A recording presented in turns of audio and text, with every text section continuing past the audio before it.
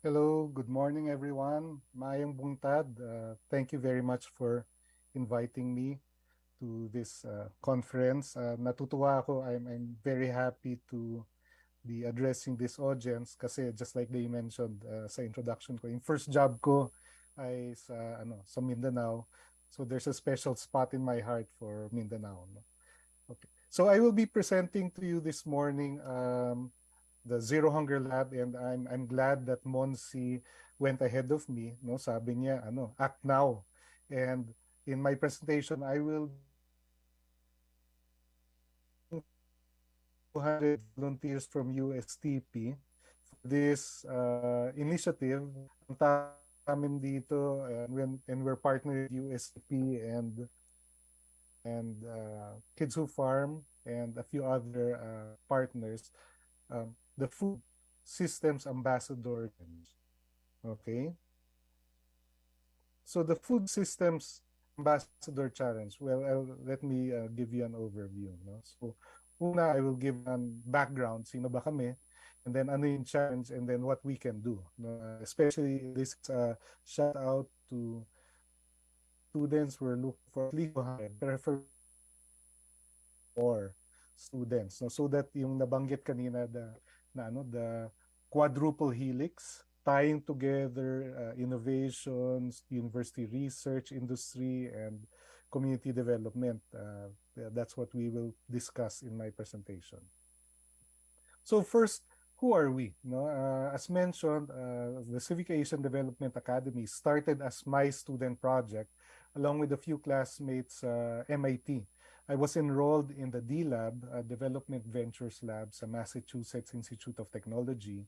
And in one class I took, ang challenge sa amin doon is come up with a solution that will solve the problem of 1 billion people. Billion, hindi million. No? Sinasabi nila, why think mega when you can think giga?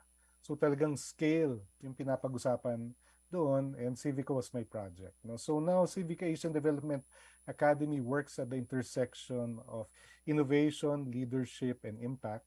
On the one hand, we train mayors, governors, youth leaders. And then for the innovation portfolio, we set up labs, including the Zero Hunger Lab. And then we work, when we teach leadership and innovation, we measure our success by impact. No? It's not enough na makapag-attend ka ng training, leadership training, pero wala naman impact. No? So to us, the ultimate outcome ought to be impact. We have been working with universities all over the country and also in other countries for the past several years. With DSWD, we trained 1,000 social workers through 11 universities nationwide. So that's why we have a deep belief in the potential of universities as catalysts. No? And that is what we will be presenting to you. Ngayon, what is the Zero Hunger Lab? No, we've been in discussion with Ma'am Angel since last year about the Zero Hunger Lab, and actually, USTP has been functioning, has a number of labs, innovation centers that are doing food security. So we're really happy na may compatibility yung mandates natin. No? But in general, what are social labs? Social labs are platforms for addressing complex social problems. No? So it's one thing to innovate on food technology, pero gaya nga sabi ni Ma'am Angel, poverty is one major problem. No? So paano kung yung mga pamilya na 8 ang anak nila, so gipit na gipit sila, kung maliit ang income nila, gipit na gipit sila. So there's a need also for social innovations and governance innovations, hindi lang technology innovations. So the Zero Hunger Lab attempts to bring together all sorts of innovations so that we can solve problems, complex problems in large ways. No? What are social labs? They bring together diverse participants. No? They are experimental.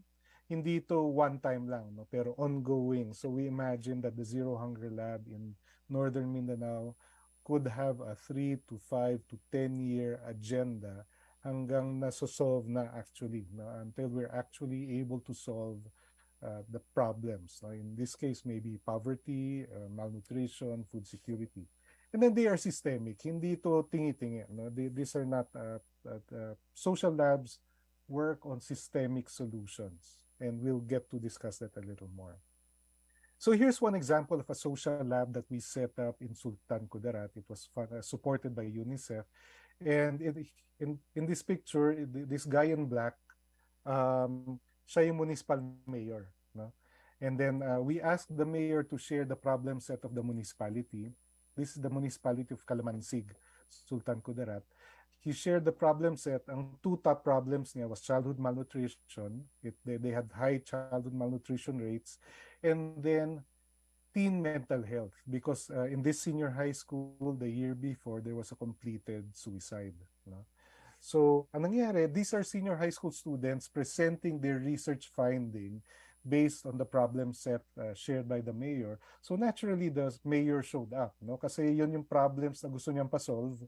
So when the students were ready to present their findings, the mayor was interested to show up and listen to their recommendations. One, because he's interested in the findings, but two, it's also good politics. It's good politics for a mayor to be seen as listening to the youth. No? And then for the youth naman, I was really happy for the students. These are grade 11, grade 12 students presenting their findings. And I was actually impressed with their research. No? They were obviously well advised by their teachers. No? They had a solid paper to present. And their research was relevant. Papakinggan sila ni Mayor because they were speaking to the problems of the LGU. No? Hindi sila perwisyo sa LGU. No? Often students doing research are treated as a nuisance. No? Parang pinapaikot-ikot lang dahil walang pakinabang yung LGU. No? But when we're able to bring together the problem set of the municipality and the research of the students, then there is a lot of value that gets created. You know, and this is how the triple, quadruple helix begins to come together at the local level. Yeah. Here's another example. I was coaching the mayor again of this time in Iloilo City. Her problem was teen pregnancy. So sabi ko sa kanya, no, the mayor is this lady in peach, no? And I was telling her, top nursing students, because nursing students have a community nursing rotation. So yun nga ginawa niya. And here, the students are now, isa lang yung nasa picture, but they were actually a team of nursing students that rotated and did their community nursing in the municipality.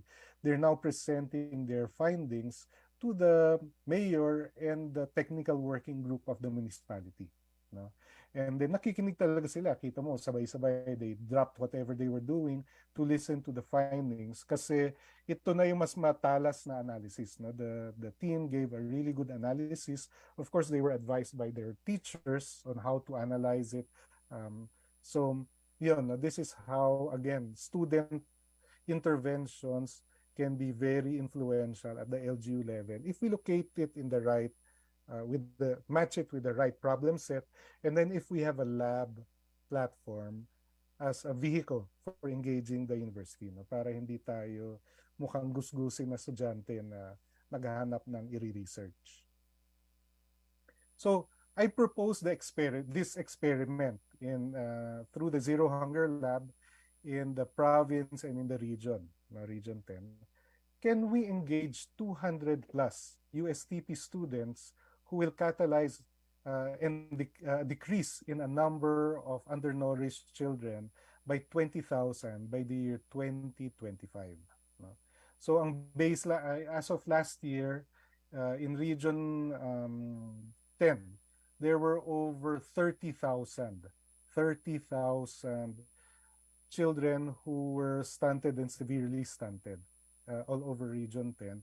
So ang hypothesis ko, kaya ng USTP students yan. No? Can they do something to reduce that 30,000 to just 10,000 or so? And this, I propose that we try this methodology. It will be an experiment, but it brings together many successful methodologies that have worked in different parts of the country.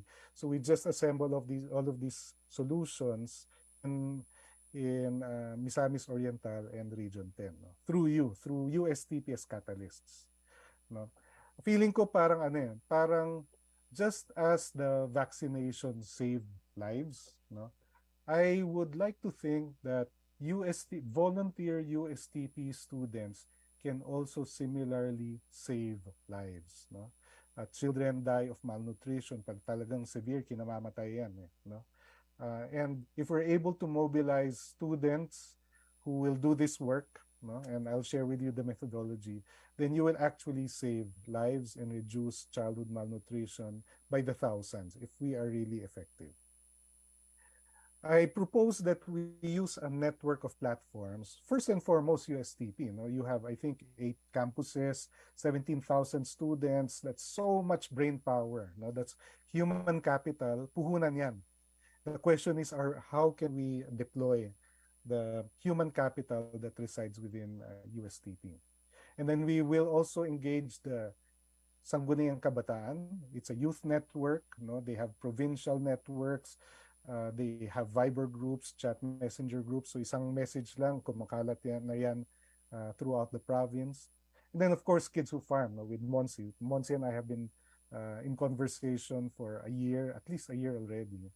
The Zero Hunger Lab, and then Bridging Leadership Institute, which is also a vehicle of ours. And the Bridging Leadership Institute has over 1,000 mayors and government officials have learned bridging leadership. So madami na rin sa kanila nakakaintindi nito. Okay, anong context natin? No? Misamis Oriental has close to 1 million population. It has 3 cities, 23 municipalities, and then 504 barangays. USTP naman, 17,000 students, and then if I saw correctly, 8 campuses. So USTP alone has a major footprint across the province. Region 11 has its capital in Cagayan de Oro. So madali lang, very accessible yung regional offices. And then Region 11 has 5 provinces. Ngayon, anong pwedeng gawin? No? We suggest that the Zero Hunger Lab, we organize, we partner to set up Zero Hunger Labs all over the province. No? At least one Zero Hunger Lab per municipality hosted at the senior high school kasi may research subjects naman sila. And then that USTP will be the hub, no? Kasi may capacity in USTP to absorb all of this complexity. No? You have multiple campuses, and then from USTP, you can engage the regional government offices, DA, DepEd, BFAR, and then the LGUs. No? Many of the influentials here, policymakers, are USTP alumni. So madali lang yan. And then, of course, USTP students can do action research, just like the Chancellor mentioned earlier. Ngayon, ano ang Food Systems Ambassador? We invite you to become Food Systems Ambassadors. Okay? Ano yung gagawin nyo as Food Systems Ambassadors? One, learn and apply basic bridging leadership techniques. We will provide an online training for you so that you can use these techniques, these are learnable, to advance food systems integration. Number 2, engage key stakeholders through online and in-person conversations. That's why we need at least 200 of you para mag-viral ka agad. We will be able to engage all 23 municipalities in parallel. Then coordinate with the USTP's Center for Health Development, kay Ma'am Angel, monitoring and then meta-analysis. And then, this is also a social thing. If you're working alongside 200 other volunteers, we hope that you will make friends, and then you will also begin to grow your network of professional contacts. We're looking for at least 200 volunteers who will put in from 4 to 16 hours per month. Kung maganda yung tulungan nyo, then magiging mas magaan yan. Because we're planning to organize you 3 team members per LGU. Okay? Ngayon, ano yung, just so the concept becomes more concrete, um, the municipality of Limasawa will be our benchmark. No? Limasawa is a small island municipality in eastern Mindanao. It has a population of 6,000 plus and then 1,000 households. And it has one of the best in the country, no? In terms of nutritional outcomes. No? They are among the best, talo nila most cities, most municipalities in the country. No, so here, for the purpose of discussion, I put together, I don't know if you can see this well enough, medyo baka maliit na sa screen ninyo. But here are the statistics of wasted and severely wasted, comparing Bukidnon, Camiguin, Lanao del Norte, Miss Oc, and Miss Oriental. Underweight and severely underweight, and then stunted and severely stunted. Now, I'll not get into the details of the definitions, but in Region 10, because of these malnutrition statistics, there are over 30,000 children, preschoolers, no? Less than 6 years old, who more than 30,000 of them are stunted or severely stunted. Ibig sabihin pandak. Ibig sabihin they have chronic malnutrition such that their bodies are not able to grow. And the sad part there is that when children are chronically malnourished, di ba, their height is they're not able to grow along with those na kasingtanda nila. But the sad part there is their brain also does not develop as well. No? So the capacity, neural development ng brain nila, neurological development, is also stunted. So they have a may lifelong impact yun, no? When their brain is not able to develop fully in their early years. No? And that's why it's really important that we learn how to do this and we do it on a large scale. No? So why should you join? So I'm basically inviting you to become food systems ambassadors. Why should you join? Una, I would like to think na, you would become more interesting to your crush, no? And then you might be able to meet other interesting peers na pareho kayo ng hilig. Second, I imagine that you will be able to have a more exciting and impact stay as a student sa USTP, because if you join the food policy ambassadors, you will get to engage with mayors, councilors, municipal councilors, no? Possibly regional officers. So maisasabak kayo, no? You will be able to practice high-level leadership, in a sense disproportional to your role as or to your status as a young or as a student or young adult, no? Parang magkakaroon kayo ng opportunity to engage senior policymakers, and I think that will help improve your leadership. And then I think it will also make you more employable, no? Maisusulat nyo ito, you will be able to write this in your resume when you graduate. And then if in your employment interview, your potential employer might notice na, oh, what, you write, food systems ambassador. Tatanong niya, what is that? Unsa man na? Diba? And then you'll have the chance to explain, sir, that's what we did. No? As food systems ambassador, I was assigned to a municipality and I went there and proposed to the mayor, ganyan. So you will stick out as an employee. No? If there are 50 or 100 of you applying for the same job, no? You will be a little more different from everyone else. No?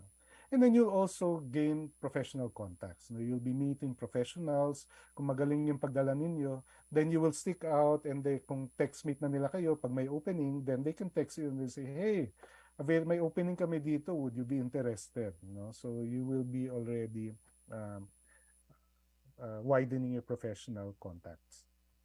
Now, ano yung gagawin ninyo as student ambassadors? We imagine that this student ambassador role ideally will last at least 1 year, no, 2 semesters, so that there will be continuity, and then that you will commit to two sems worth, the second sem starting January or whenever, starting January all the way to December next year, whether you graduate by then or not, ituloy nyo pa rin. And then ito yung rough stages. Yun, first we will try to match your hugot with this advocacy. Kasi mahalaga, it's important that you're working from your core, from your sense of purpose. Hindi yung napipilitan kayo. Because if kung napipilitan kayo, kung sino man yung kausap nyo at meetings, you will look bored or uneasy, because wala kayong hugot, walang passion. Second, we'll form you into teams, 2 teams per LGU. Ay, hindi, 3 team members per LGU para mapagtulungan nyo engaging the SK, the ABC, Association of Barangay Captains, and then the mayor. And then engaging in the barangay. We suggest that you para convenient, you try to start a zero hunger microfarm in the barangay where you live. I imagine that most of you live in Cagayan de Oro or near close to campus, so it makes sense that you are also doing this in your barangay where you live. And then you will start engaging mayors and policymakers, and then start initiating zero hunger microfarms. And then at some point, you will be presenting to the mayors and policymakers. Mamaya, if when the governor arrives, we will also, you will have that opportunity to discuss this if the governor wants to do this province-wide, support it from the provincial government. Component 1, food systems ambassador training. So ang gagawin namin, we'll put you through an online training, and then if there are local supporters in your campus who will say, oh sige, let's also do this in person, then you will be taught basic scripts and techniques so that you will know how to talk to a mayor and a municipal councilor. You'll do rehearsals just like in this picture, may rehearsal kami, and then after that, when you talk to the mayor, hindi ka na masyadong kinakabahan. Number 2, we will engage you. Just as Ma'am Angel mentioned, may urban microfarms in Cagayan de Oro. We suggest that you visit that and that you attempt to replicate that in the barangay where you live. Just so that you will be able to experience firsthand how it is to initiate a microfarm in your own barangay. And then, as we advocate to the mayors and SKs and municipal councilors, for phase 1, in the first quarter next year, first and second quarter, we want the ambassadors to advocate that each town, each municipality in Misamis Oriental will activate 1 zero hunger microfarm per town. Out of the 500 barangays all over the province, kahit na 1 per municipality lang muna, para lang may demo zero hunger microfarm. And then by the second or third quarter, once there's a zero hunger microfarm town in each town, then it should be easier for all the remaining 500 barangays to visit that demo barangay in their town, and then the mayor can say, oh sige, all of the barangays, gumawa na rin kayo ng zero hunger microfarm. This has been done in other towns. Sina Monsi has experience with this. They did online training lang. Tapos sa Bonggao, Tawi-Tawi, nag-activate na. So it can be done, and with technology, it's so much easier to do this. And I think with 200 ambassadors, food policy ambassadors, we can saturate. We can reach all 23 municipalities and all 500 plus barangays throughout the province. Number 3, activate. We engage if there's a local college or university in that town, then we invite them to host a zero hunger lab. kung walang college or university, then senior high school is actually also very good. No? Senior high school, they have research subjects. They have to do these projects, research projects anyway. No? So the Zero Hunger Lab in the senior high school becomes the hub, for research. They can monitor all the barangays, the the students go home to the different barangays, and then they can report to the teacher o yung mga statistics per barangay. So it becomes a parallel structure that can complement, that can help strengthen the nutrition monitoring system from barangay to municipality. And then we will connect these Zero Hunger Labs to the USTP Center for Health Development so that we can aggregate it. 500 barangays all aggregating the data at the Center for Health Development kina Ma'am Angel. So pinapasubo ko na, I hope I'm not putting Ma'am Angel on the spot. But uh, to achieve real impact, we have to monitor child by child. No? There are currently 30,000 plus children who are severely stunted and wasted. And we have to find out if we're actually making a difference in their, and you have, kailangan timbangin sila. No? You don't have to do that yourself because that is already being done. But as food systems ambassadors, we will help close the loop in terms of analysis and feedback so that the barangays and the municipality can respond appropriately and become more targeted so that these 30,000 children who are stunted can be reached. No? It requires very precise targeting rin. Hindi naman yan isang bagsak lang na papa-feeding program lang and then the problem goes away. No? Kailangan rin tutukan itong 30,000 children. Hindi kayo gagawa niyan, that will not be your role, but you will help build up the system so that these children will be actively engaged, actively managed as cases. No, may mga barangay health scholars naman tayo, barangay health workers at the barangay level. They're in charge of that, but they will benefit from our help. Okay, and then yung we will function as a network of labs, and USTP already has 8 campuses all over, but it can serve as the hub repository, so that the higher level question analysis can be done at the university level.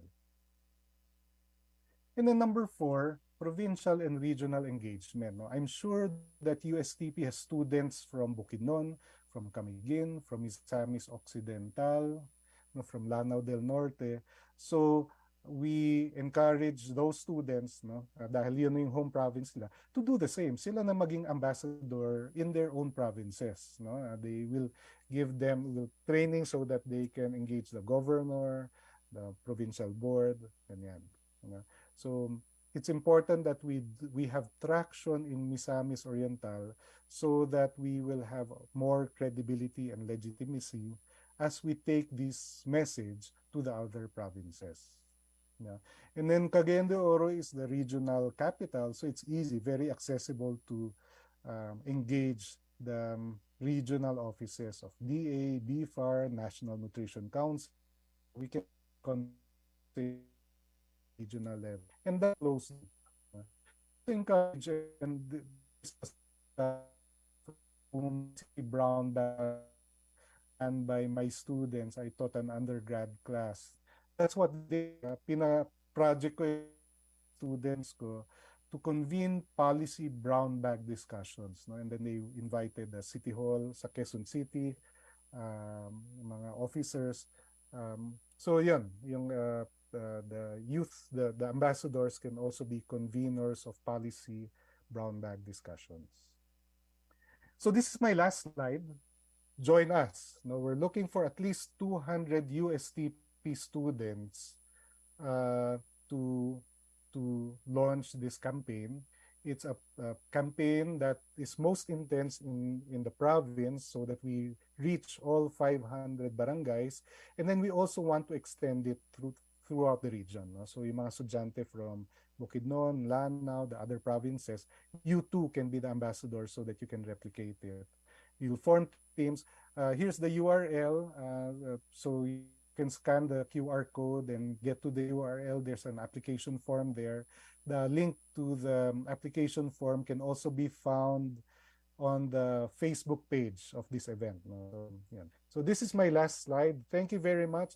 And I'm looking forward to recruiting 200 or more USTP students.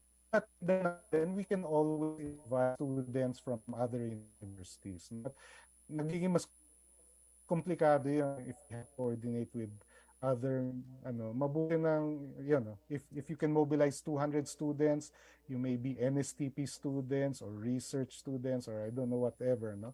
You can do this as curricular or extracurricular, but sign up and then we're looking forward to meeting and orienting the volunteers. Thank you. Ladies and gentlemen, that was one